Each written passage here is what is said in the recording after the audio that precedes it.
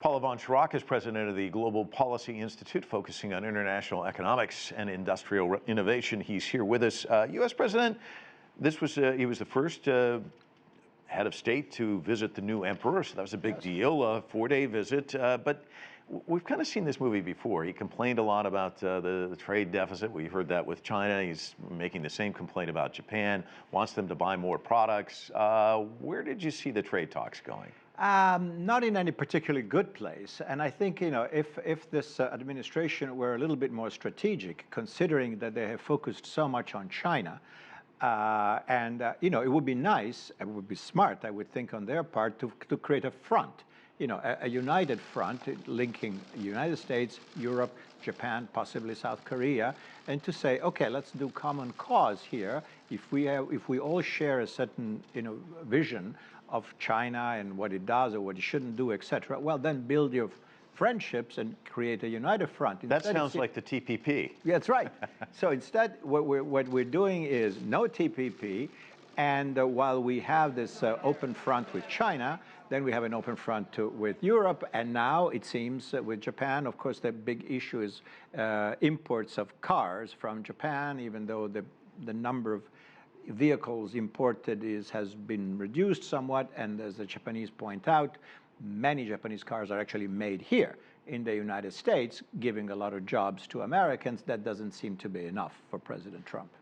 Allies, and yet some awkward moments, as one defined Kim Jong-un one way and Shinzo Abe in disagreement there. What do you make of that? Again, this is maybe nuances, but of course, if you're talking about North Korea experimenting with tactical weapons, well, tactical weapons don't get to the United States, but Japan is a lot closer to the peninsula. So obviously there is a different perception as to the potential military significance of these maneuvers by North Korea.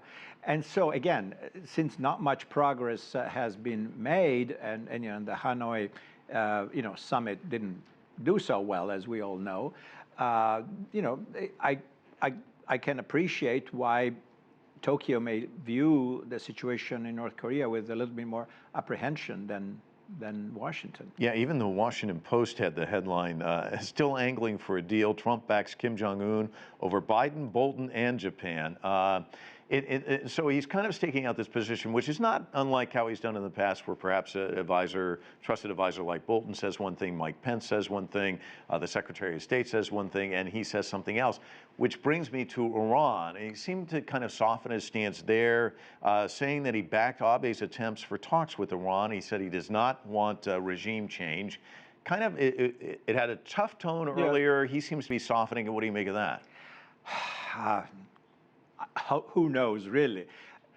My feeling has always been, even when things looked a little bit rough, the dispatching of the carrier group, of additional military assets, etc., I certainly don't have the feeling that America is getting ready for war with Iran.